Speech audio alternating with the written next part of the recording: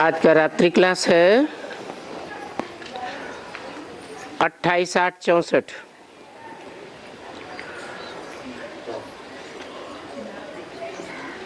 मुरली नहीं सुनी है या खजाना नहीं मिला है?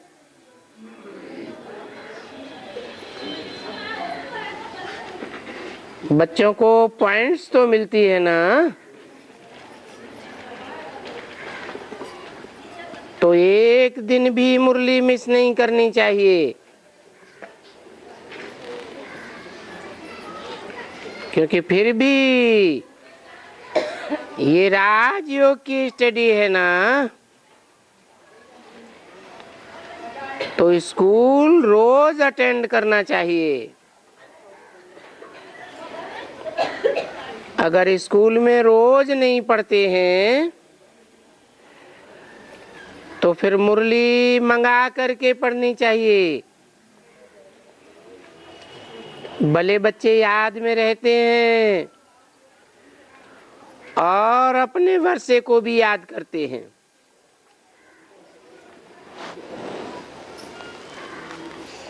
क्या है अपना वर्षा?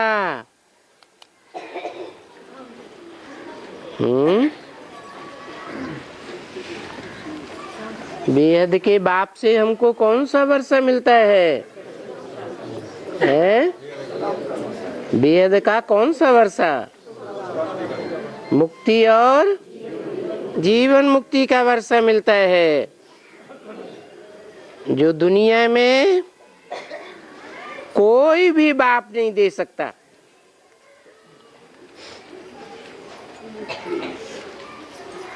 बड़े ते बड़े धर्म पिताएं क्यों न हो, क्राइस्ट 200-300 करोड़ क्रिश्चियंस का बाप है, वो भी मुक्ति जीवन मुक्ति का वर्षा नहीं दे सकता।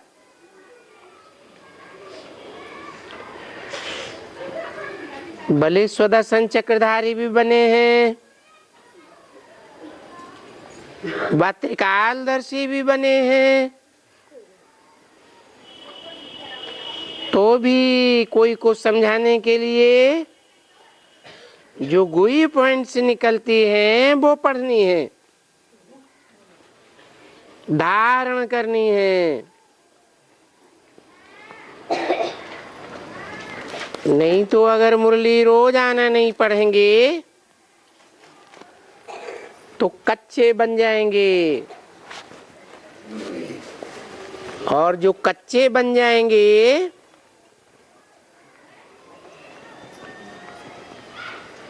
वो पक्के सनातन धर्म में नहीं आ सकेंगे। पक्का आदि सनातन देवी देवता धर्म है सूर्यवंशी।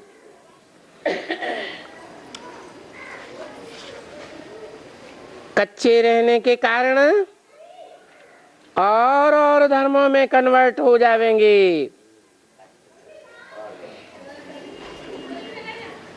भारतवासी ही और धर्मों में कन्वर्ट होते रहे हैं ना। 2500 वर्ष की हिस्ट्री उठा ले, हिंदू ही और धर्मों में कन्वर्ट हुए हैं, तब और दूसरे धर्मों की आबादी इतनी बढ़ गई और हिंदुओं की आबादी दुनिया में बहुत थोड़ी रह गई।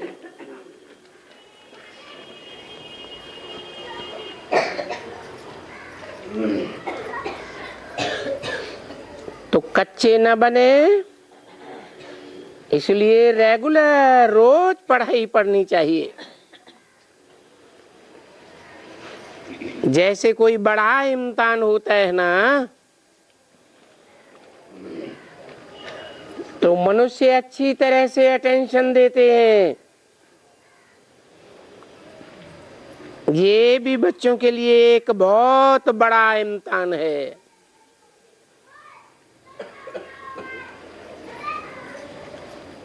और ये जन्म जन्मांतर का इम्तिहान है। इसमें भी गफलत नहीं करनी चाहिए। भले कोई याद में रहते हैं वो तो ठीक है, क्योंकि याद में विकर्म विनाश होंगी।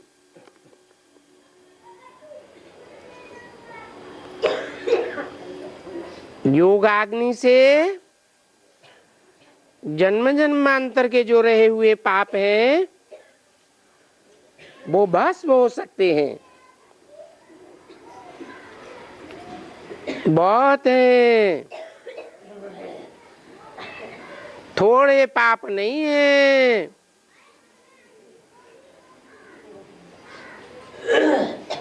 कोई कम पाप नहीं है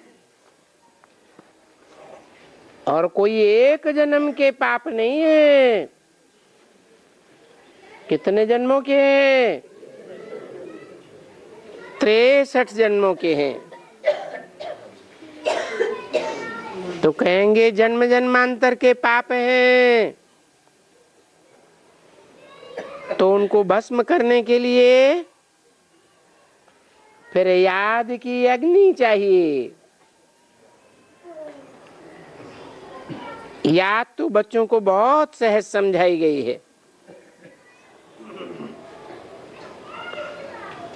बस अपन को भ्रकुटी के मध्य में ज्योति बिंदु आत्मा समझना और अपनी आत्मा के बाप शिव ज्योति बिंदु को याद करना।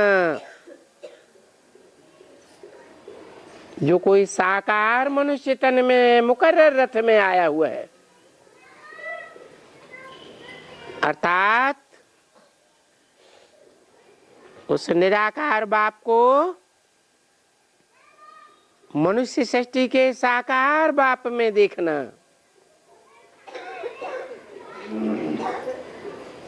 ऐसे भी नहीं है कि बस कोई सामने बैठ जाना है।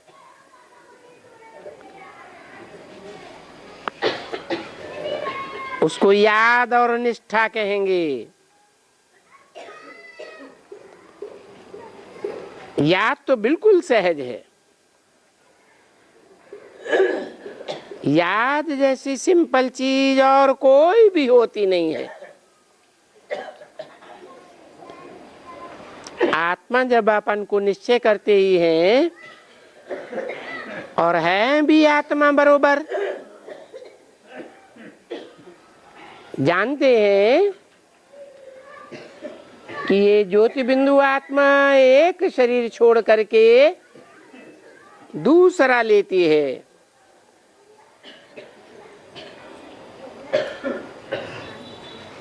यानी मैं एक शरीर छोड़ता हूं और दूसरा शरीर लेता हूं।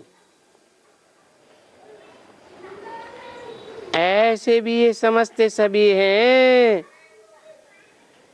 कि मैं आत्मा शरीर छोड़ता हूं, दूसरा लेता हूं।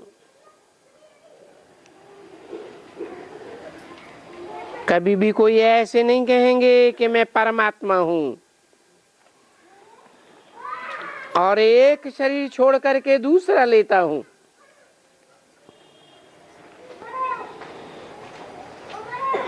ऐसे कभी कोई नहीं कहेगा। चाहे कोई भी साधु संत महात्मा हो, ये भी समझते हैं कि पुनर्जन्म तो लेते ही रहते हैं।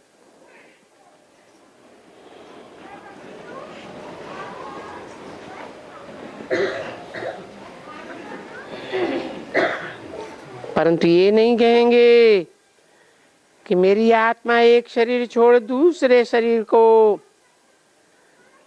कोई दूसरा परमात्मा का शरीर लेता, या मैं परमात्मा हूं एक शरीर छोड़ करके दूसरा लेता हूं। ये कभी भी कोई कह न सके। इसलिए तुम बच्चों को समझाया गया है कि परमात्मा सर्वव्यापी का ज्ञान तो किसी की बुद्धि में नहीं ठहरेगा। वो तो जैसे फालतू है। सर्वव्यापी का ज्ञान समझना ये तो ऐसे ही है जैसे जानवर, उनको भी ये पता नहीं है, क्योंकि कहते हैं ना परमात्मा बिल्ली में है, कुत्ते में है। तो मनुष्य भी जैसे ऐसे ही हो गए हैं, पत्थर भित्तर ठिक्कर, अर्थात समझते हैं कि पत्थर बुद्धियों में भी परमात्मा होता है। जो ज्ञान के रास्ते में भीत बन करके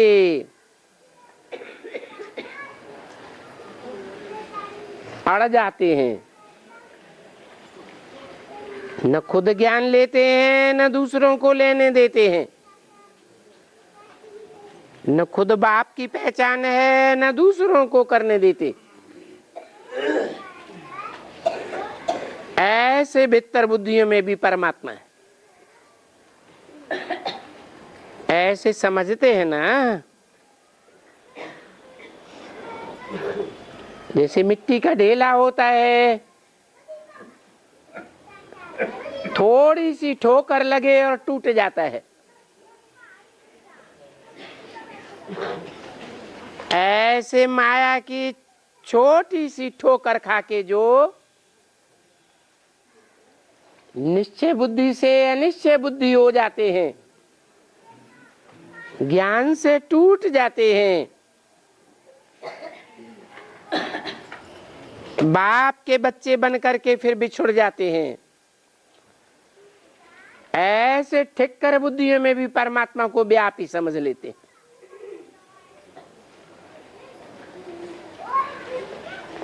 सबको एक समान समझ लेते हैं।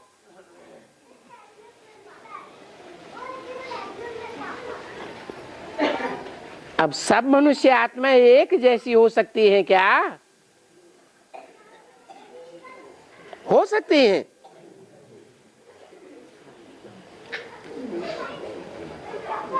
नंबरवार तो होते ही हैं। तो बाबा वार्निंग देते हैं कि बच्चे शंख ध्वनि जरूर करनी है, ये तुम्हारा मुख ही शंख है।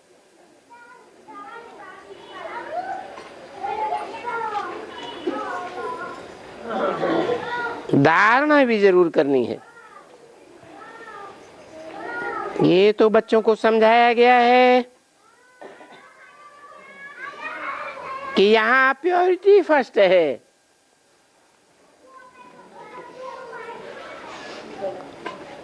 अगर कोई पवित्र नहीं बनते हैं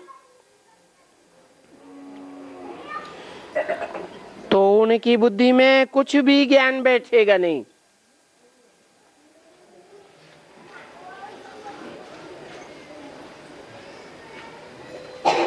कोई पवित्र है, इस बात की क्या निशानी बताई है? कैसे पता चले कि ये जन्म जन्मांतर की पवित्र आत्मा है या अपवित्र आत्मा है? क्या पहचान बताई? ज्ञान है तो पवित्र है, ज्ञान बुद्धि में नहीं ठहरता तो कैसी आत्मा है? अपवित्र है। अपवित्र होने वाले की बुद्धि में कुछ भी ज्ञान की धारणा नहीं होगी, ज्ञान बैठेगा ही नहीं। फिर दूसरों को सुनावेगा भी नहीं।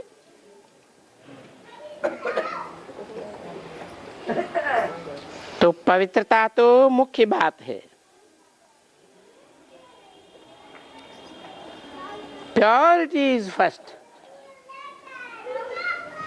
बाप को भी अच्छी तरह से याद करना चाहिए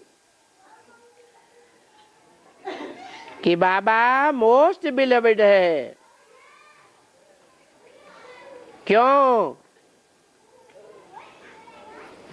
मोस्ट बिलवेड बाबा क्यों है? हैं? क्योंकि एवर प्योर है।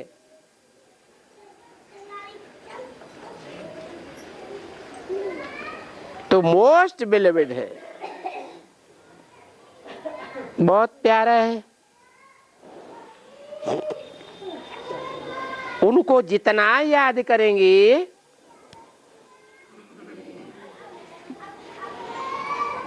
इतना ही बुद्धि का ताला खुलेगा। किनको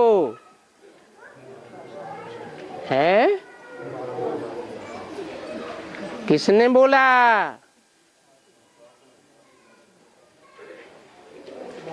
कब बोला?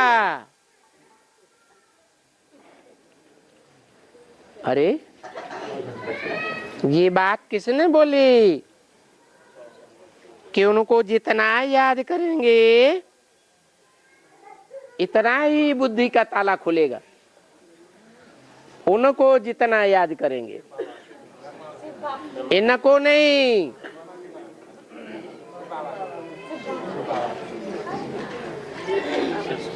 ये भी नहीं कहा मुझको जितना याद करेंगे। बोलने वाला कौन है?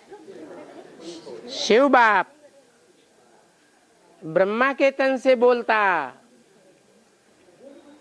कौन से सन की वाणी? 64 की वाणी में बोला उनको जितना याद करेंगे उतना बुद्धि का ताला खुलेगा। क्यों नहीं कहा मेरे को याद करेंगे तो बुद्धि का ताला खुलेगा? क्योंकि अगर कहें मेरे को याद करेंगे तो जिस मुख से मेरे कहा वो बड़ी माँ का पार्ट है कि बेहद के बाप का पार्ट है?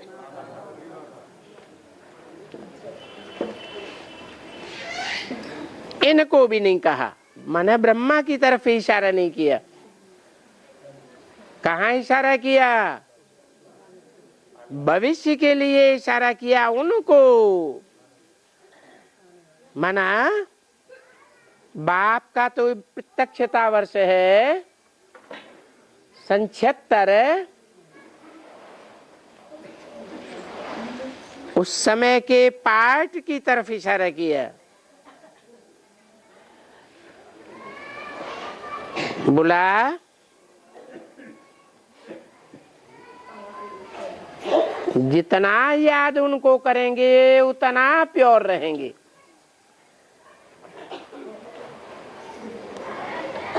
इसमें मेहनत है। ऐसे कोई नहीं समझ बैठे कि हम तो है नहीं, आत्मा सो परमात्मा का तो बच्चा है नहीं, वो तो बाप है नहीं। बस ऐसे कह करके छोड़ नहीं देना है।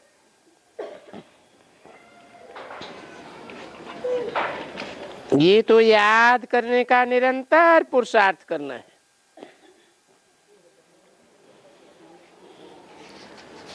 बाबा ने बहुत दफा समझाया है।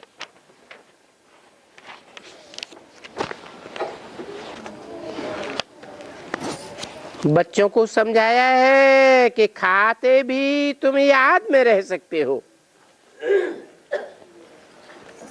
क्या कहा? ये खाना करना कौन सी इंद्रिय का काम है? हैं? मुख का काम है, जिह्वा का काम है।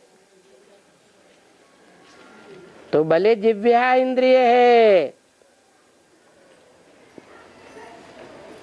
जिह्वा से स्वाद का पता चलता है ना। तो भोजन का स्वाद लेते लेते भी तुम बाप को याद कर सकते हो।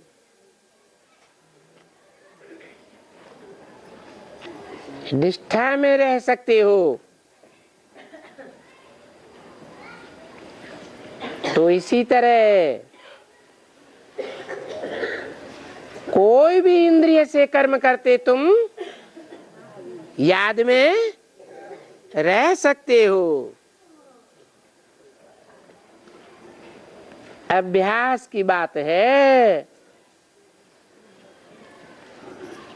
और इस भस्म होने वाली पुरानी दुनिया से वैराग्य की बात है।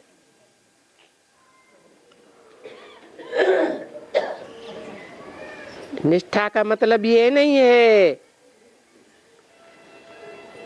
कि कोई के सामने बैठ जावे या कहे कि मैं योग में बैठ जाता हूं।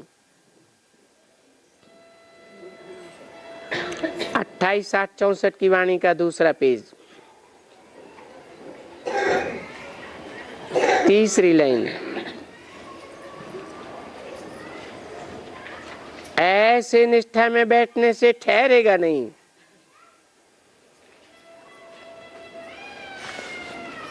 ये तो प्रैक्टिस करनी है। किस बात की प्रैक्टिस है? याद की प्रैक्टिस तो करनी है।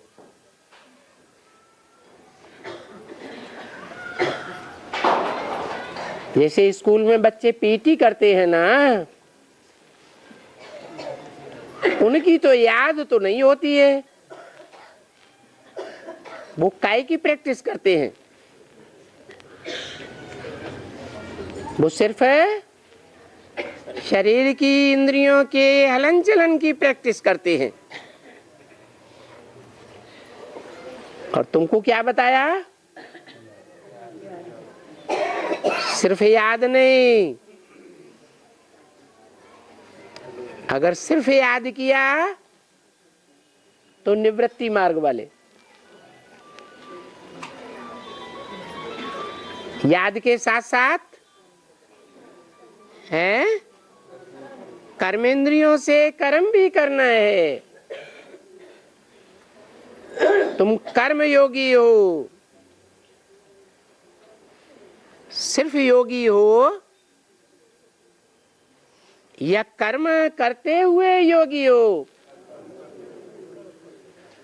सन्यासियों मिसल खाना आदि पकाना कर्म करना छोड़ना नहीं है।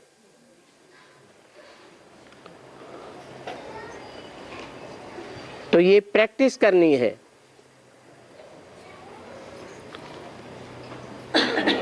खाने के टाइम में भी प्रैक्टिस करनी चाहिए कि मैं बाबा की याद में खाता हूं। तो बाबा याद पड़ता रहे।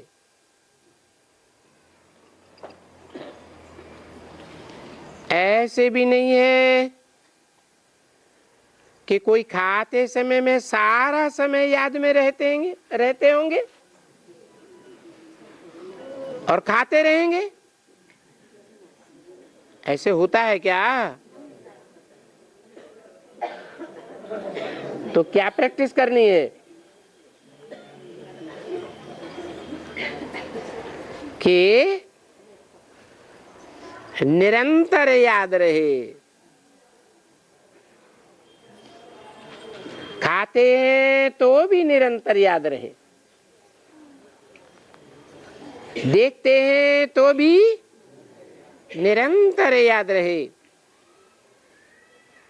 कोई भी कर्मेंद्रियों से कर्म करते हैं तो क्या प्रैक्टिस करनी है? निरंतर याद रहे। ये बड़ा मुश्किल है, फिर भी याद जरूर करना है। ट्रेन में बैठते हो, वहां तो कोई धंधा धोरी नहीं है, तो भी वहां आप ही याद में रह सकते हो। ये याद तो बिल्कुल ही सहज है। मैं आत्मा हूं। बाबा ने मुझे कहा है कि मुझे याद करो, तो तुम्हारे जन्म जन्मांतर के विकर्म विनाश हो जाएंगे। तो याद ही करना है। ये याद करना कोई बड़ी बात नहीं है, है? कभी कहते याद करना बड़ी बात नहीं है, बड़ा सहज है। कभी कहते हैं ये बड़ा मुश्किल है।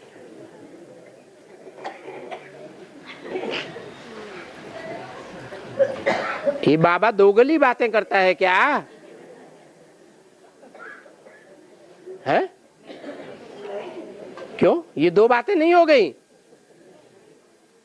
कभी कहते हैं बड़ा मुश्किल है,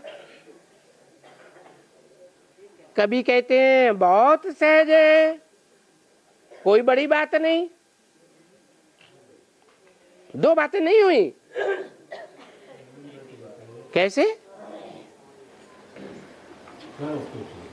माना कर्मेंद्रियों से कर्म करते निरंतर याद करना बड़ा मुश्किल है,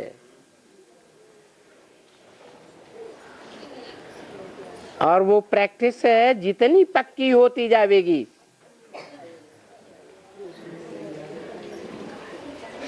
जो फालतू टाइम होता है, जैसे ट्रेन में बैठे हैं, कोई धंधा धोरी नहीं है, तो वहां याद अच्छे से आवेगी। इसलिए बताया कि प्रैक्टिस पक्की होने पर सहज हो जाएगा।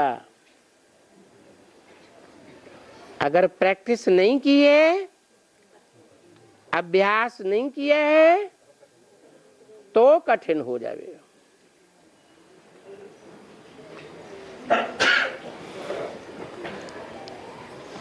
इस याद को कभी भी तुम योगा का अक्षर न दो, क्योंकि ये याद बड़ी कॉमन बात है।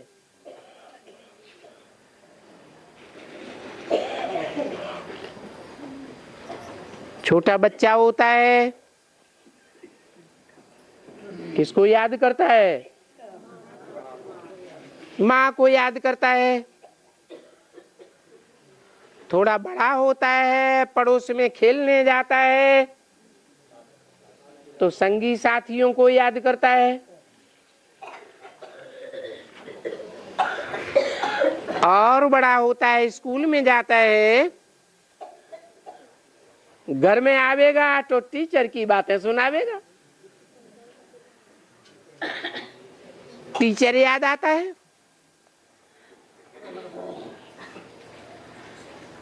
बड़ा हो गया, हो जाएगा, ऊंची पढ़ाई पढ़ेगा, तो लेक्चरर याद आवेगा।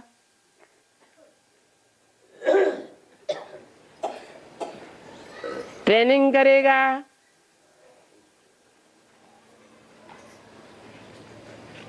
ट्रेनिंग के टीचर्स याद आवेंगे। शादी हो जाएगी तो घरवाली को याद करेगा। बच्चे पैदा हो जाएंगे, बच्चे याद आवेंगे।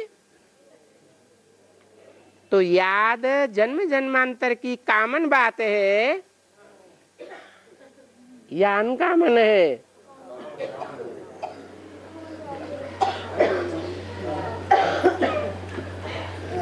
फिर यहाँ अंतर क्या है?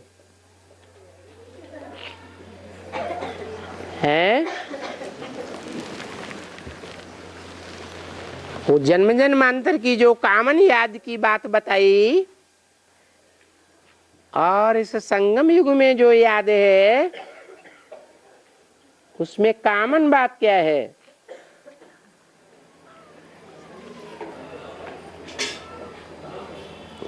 कॉमन बात है कि बच्चा जब बड़ा हो जाता है, समझदार हो जाता है, बाप का धंधा संभालता है, तो बुद्धि में आता है मुझे बाप का वर्षा जरूर मिलेगा।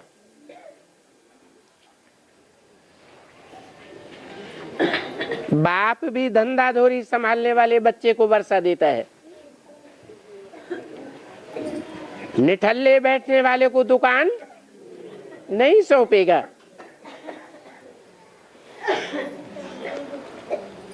ये दुनिया में सभी जो अपन को योगी समझते हैं,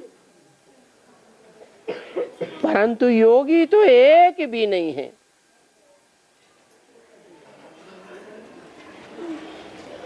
कोई का बुद्धि योग बाप के साथ जुटा हुआ नहीं है। क्यों? क्यों नहीं जुटा हुआ है? क्योंकि न बाप को जानते हैं कि बेहद का बाप कौन है, और न उसके वर्षे को जानते हैं कि बाप से क्या प्राप्ति होती है।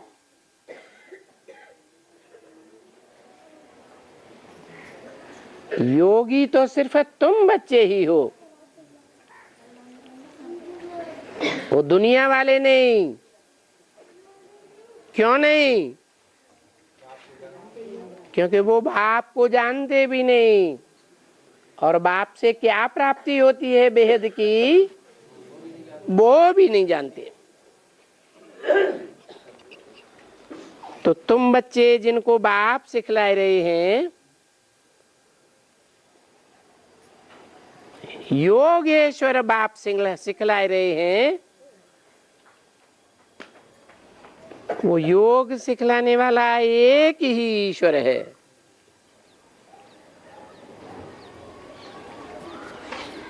क्या सिखलाने वाला? एक ही ईश्वर है। ईश्वर माने शासन करने वाला, शासन करना। वर माना श्रेष्ठ ते श्रेष्ठ। वो एक ही है जो श्रेष्ठ ते श्रेष्ठ शासन करता है। और दुनिया में जितने शासक हुए वो नंबरवार हैं।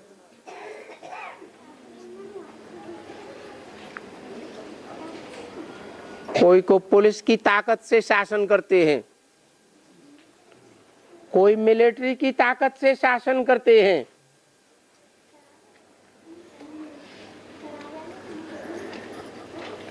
और आज के धृतराष्ट्र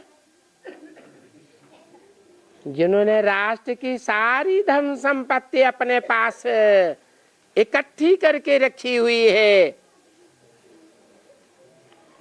वो अपनी धन दौलत से शासन करते हैं। करते हैं या नहीं?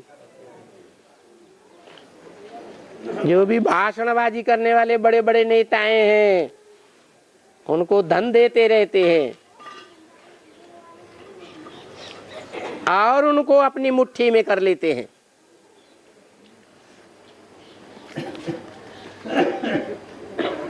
तब उन धृतराष्ट्रों का शासन चलता है। और बाप न कोई पुलिस का सहारा लेते, न मिलिट्री का सहारा लेते, न धन दौलत का सहारा लेते। किस आधार पर शासन करते हैं?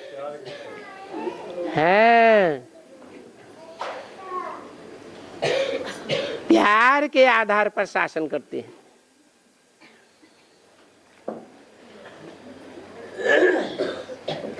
हम ब्राह्मण बच्चों को सिखलाते सिखलाते कितना टाइम हो गया है?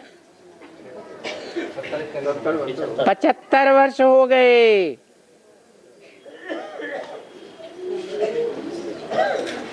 कोई भी बच्चे को जो बाप की बात को नहीं मानते,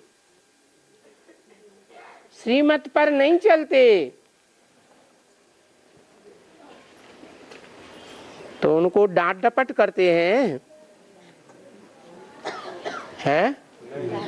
दंड देते हैं। 75 साल से बोलते चले आ रहे, बच्चे पवित्र बनो, योगी बनो।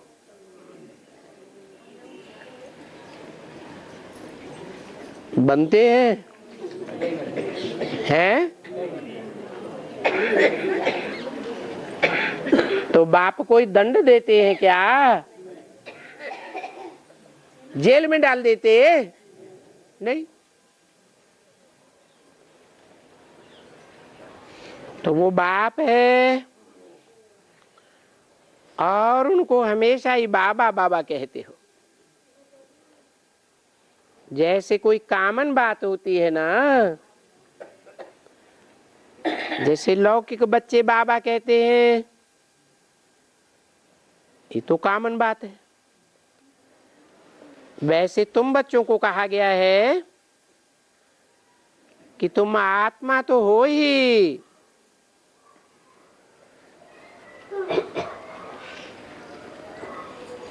सिर्फ इस जन्म की बात नहीं है।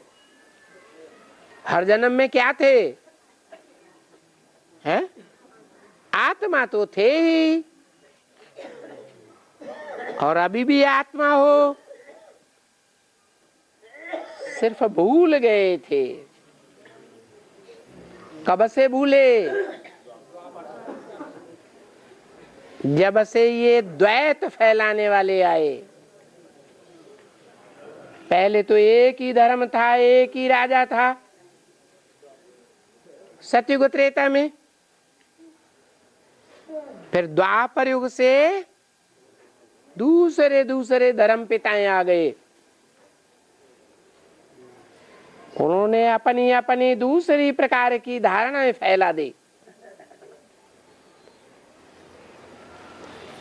तो तुम भूल गए।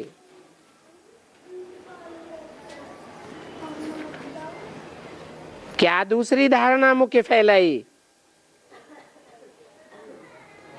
है? पहले पहले द्वापर युग में कौन धर्म पिता आया? इब्राहिम आया, इस्लाम धर्म का धर्म संस्थापक। उसने क्या किया है?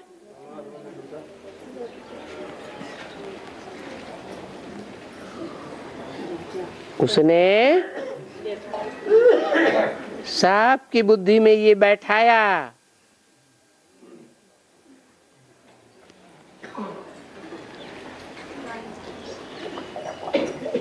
कि हम भी धर्म की धारणा सिखा सकते हैं,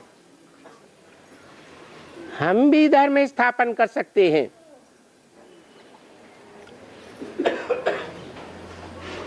हम अपनी धारणाएं स्थापन करके सबकी बुद्धि में इस दुनिया को स्वर्ग बनाएंगे। लेकिन कोई ने आज तक स्वर्ग तो नहीं बनाया। इस बात का फाउंडेशन कहाँ पड़ता है? कैसे? ये तो रट लिया, फट से जवाब आता है संगम युग में। संगम युग में जब बाप आते हैं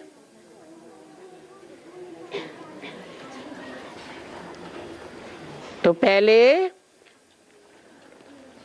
प्रत्यक्ष होकर के वाणी चलाते, धर्म की धारणाएं सिखाते।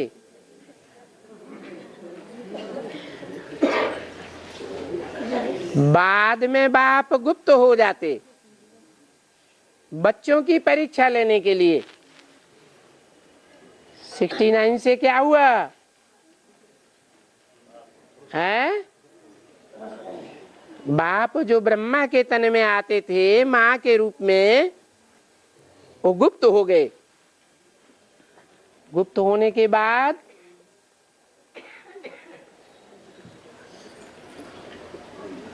कोई इब्राहिम का आधार मूर्त निकला, उसने पोस्टर छपा दिए। क्या पोस्टर छपाए हैं? ऊपर शिव ज्योति बिंदु और नीचे अपने अपने देहधारियों के 3 चित्र छपा दिए, एक ब्रह्मा, एक विष्णु, एक शंकर। 3 दादियों के चित्र देखे कभी? एक स्थापना करने वाला, एक पालना करने वाला और एक विनाश करने वाला, जिसका चित्र सबसे ऊपर दिखाया गया। किसका चित्र था? गुलजार दादी का था?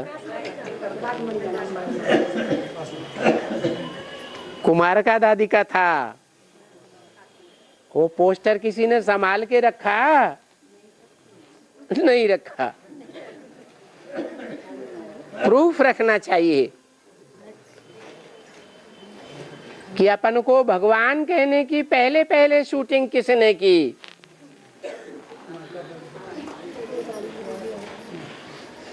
उनकी धारणा थी कि ब्रह्मा बाबा की गद्दी नशीन इस जन्म में भी हम हैं,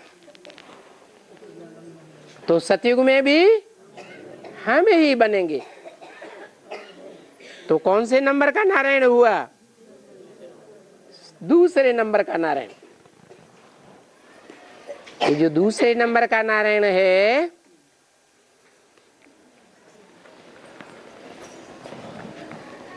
वो कर्मेंद्रियों से कर्म करते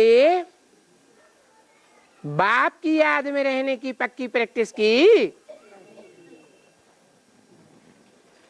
नहीं की। वो प्रैक्टिस कच्ची होने के कारण वो आत्मा द्वापर युग से इस्लाम धर्म में कन्वर्ट हो जाती है।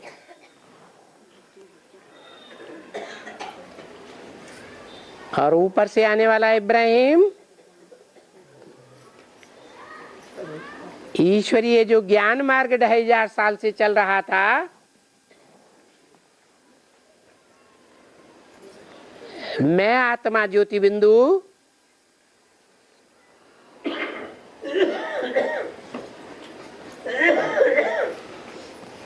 उसमें दीवार खड़ी कर दी।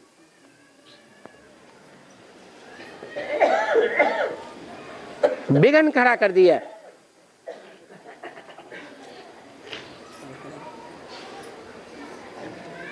एक में बुद्धि नहीं टिकी।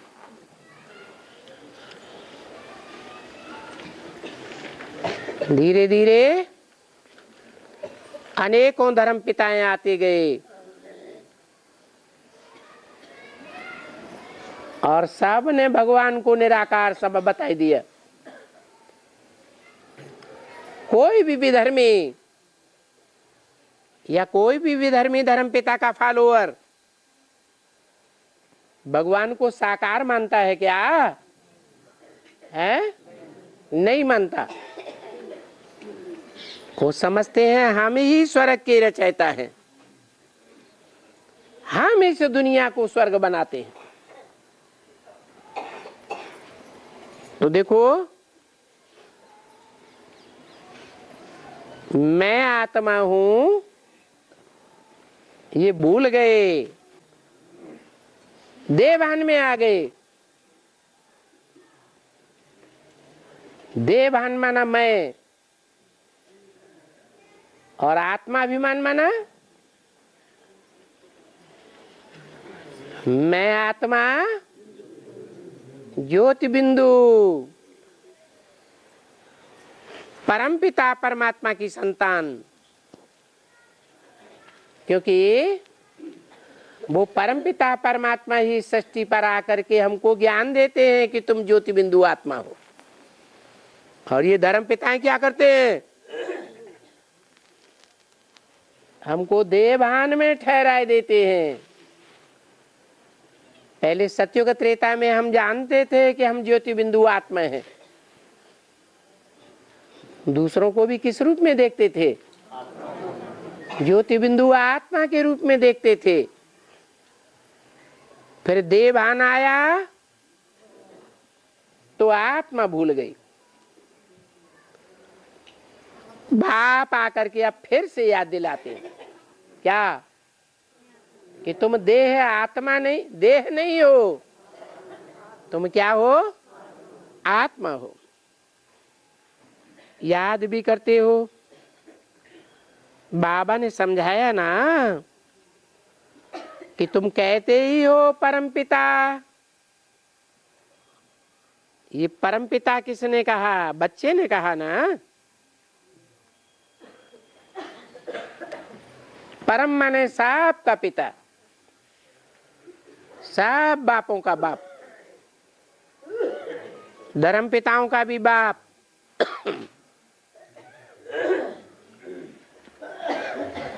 धर्म पिताएं एडम को तो मानते हैं ना, उस एडम या आदम का भी बाप।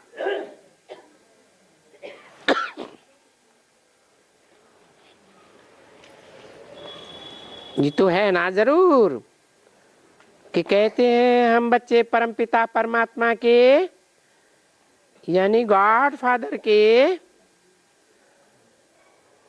अपन को बच्चे तो समझते हो ना, तो बरोबर फादर है। ऐसे नहीं कहेंगे कि हम फादर हैं।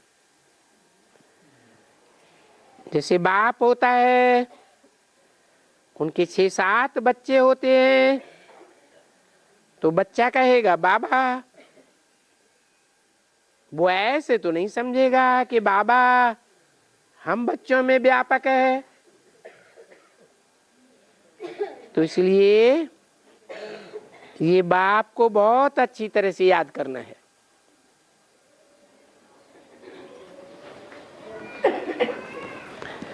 क्योंकि पाप का बोझा बड़ा सिर पर है। हैं? कौन से बाप को अच्छी तरह से याद करना है? हैं? ऐसे बाप को अच्छी तरह से याद करना है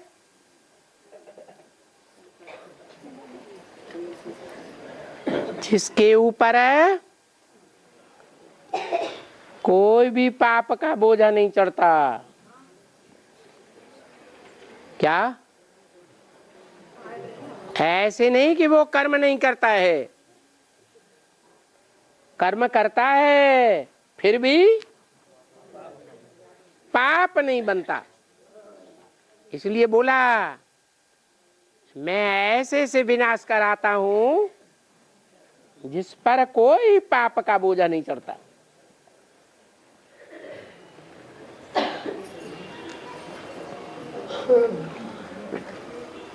तो इसलिए ये बाप को बहुत अच्छी तरह से याद करना है।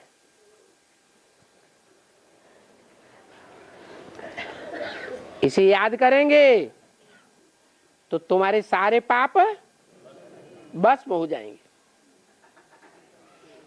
और कोई ऐसे बाप को याद कर लिया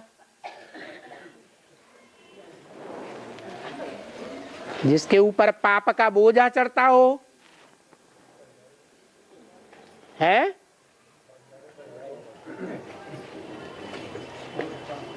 गीता में तो कहा है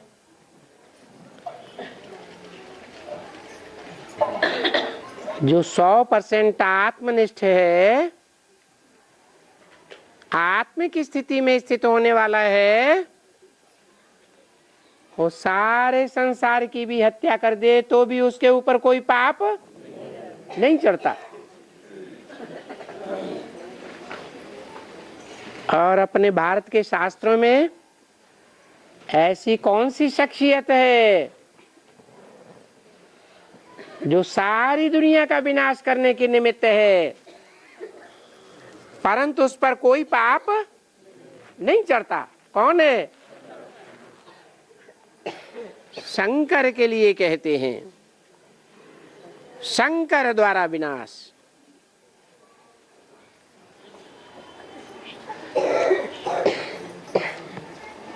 देखो ये मम्मा, ये बाबा भी कितनी मेहनत करते रहते हैं। भी क्यों लगा दिया? मम्मा भी मेहनत करती है, बाबा भी मेहनत करते हैं, भी क्यों लगाया है? किस बात की मेहनत करते हैं?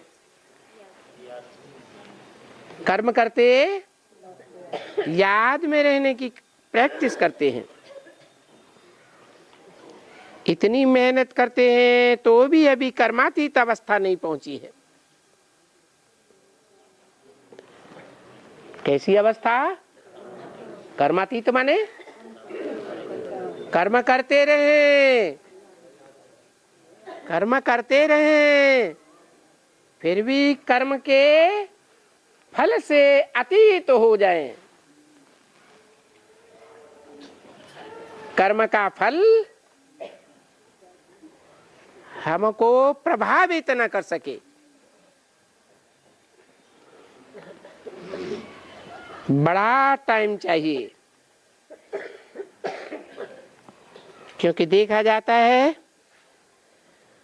कि जितना कोशिश करते हैं याद करने की, उतना ही जल्दी भूल जाते हैं। तो याद की बड़ी मेहनत है। मनुष्य जो योग समझते हैं वो कोई ऐसे नहीं है कि बैठने से योग लगता है, बैठ गए और योग लग जाएगा। वो तो आंखें बंद कर लेते हैं, योग लगता है? अरे उन्होंने तो खुद ही लिख दिया है, माला तो कर में फिरे, जीव फिरे मुख माए, और मनुआ चहुं दिस डोले। मन जो है वो चारों तरफ चक्कर काटता है, एक के साथ बैठता है क्या? चक्कर काटता ही रहता है। तो वो एक के साथ योग कहाँ हुआ? तो कोई बैठने से योग नहीं लग जाता है। बैठते, खाते, चलते, कोई से भी बात भी करो, उनको भी ऐसे कहो कि बाबा को याद करो, बेहद के बाबा को याद करो, क्योंकि बेहद का बाबा वो एक ही है जो मुक्ति, जीवन मुक्ति का वर्षा देने वाला है। बरोबर बेहद का बाबा भारत को स्वर्ग का वर्षा देते हैं। किसको देते हैं? हैं? भारत को क्यों देते हैं? हैं? भा माने रोशनी, ज्ञान की रोशनी, रत माना लगे रहना। जो निरंतर ज्ञान की रोशनी में लगा रहता है उस भारत को ही वर्षा देते हैं।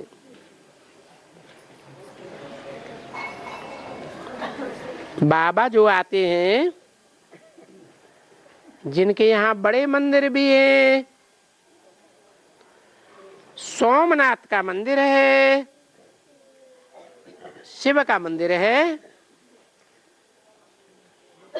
बाबा तो है ही नई दुनिया स्वर्ग की स्थापना करने वाला।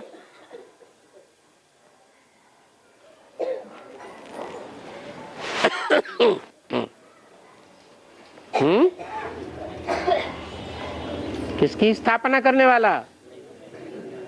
नई दुनिया की स्थापना करने वाला।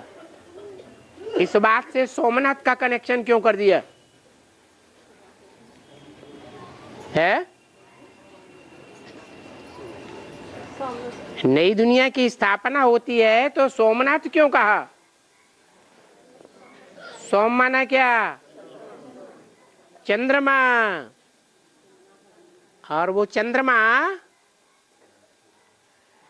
स्थिर है या अस्थिर है? जब तक अस्थिर है, चक्कर काटता है, तो कहेंगे उसकी स्थापना हुई है, कंट्रोल में आया। चंद्रमा पृथ्वी के चक्कर काटता है। जैसे कोई बच्चा भागता रहे, माँ उसको पकड़ती रहे गोद में बैठाने के लिए, और बच्चा कंट्रोल में ना आए। माँ के चक्कर काटता है लेकिन नजदीक नहीं आता है।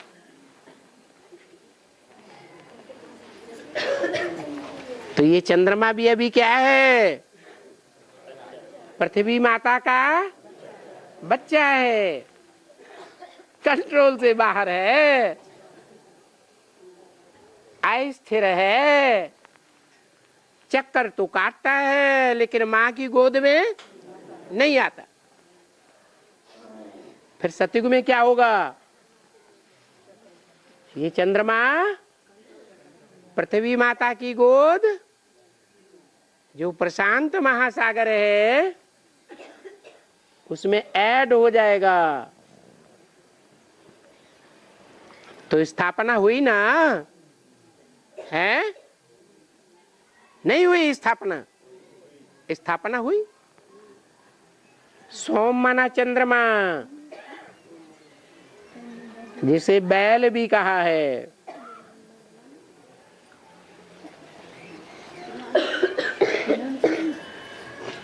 ये मन रूपी बैल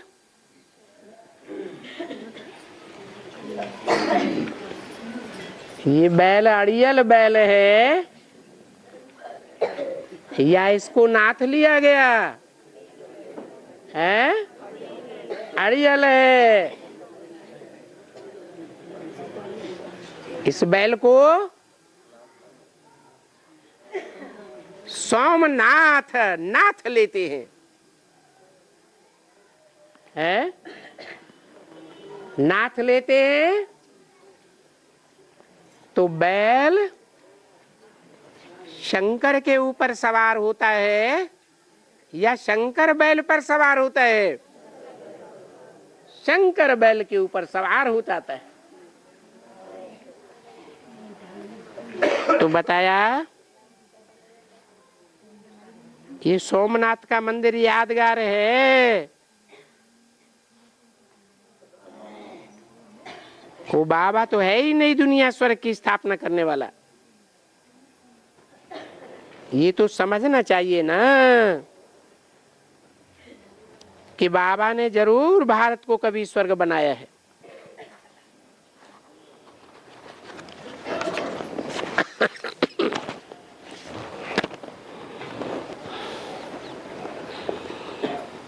इस समय में नरक है। क्या कहा है? इस समय में भारत क्या है? नरक है।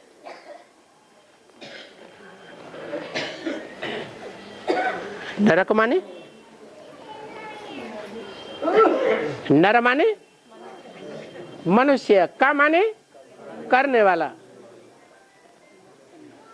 भारत है नर तो है, लेकिन भारत नरक है। जैसे नाली होती है ना, तो नाली में ढेर के ढेर कीड़े बिलबिलाते हैं, एक दूसरे के ऊपर चढ़ जाता है, काटता है, दूसरा तीसरे के ऊपर, तीसरा चौथे के ऊपर, एक दूसरे को काटते ही रहते। ऐसे ये दुनिया नरक बन गई है। ये कलयुग का अंत है। जरूर बाबा आकर के फिर स्वर्ग की स्थापना करते हैं।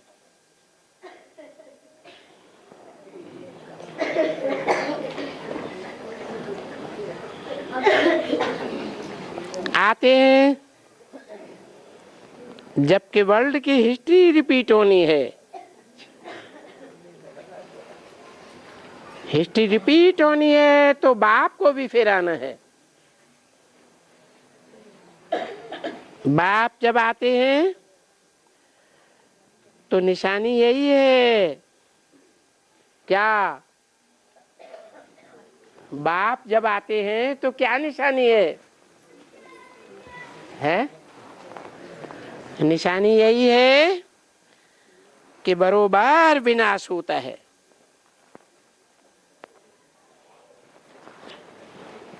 महाभारत लड़ाई होती है क्योंकि आते ही है नई दुनिया स्थापन करने या नई दुनिया की रचना रचने। ये समझना है तो बहुत सहज। तुम बच्चों को तो बिल्कुल ही समझना सहज हो गया है कि बाबा हमारे लिए बैकुंठ का खजाना ले आया है।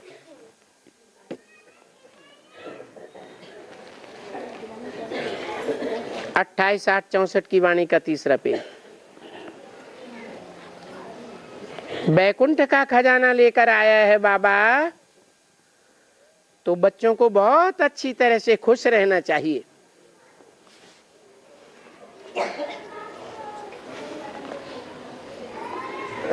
ओम शांति।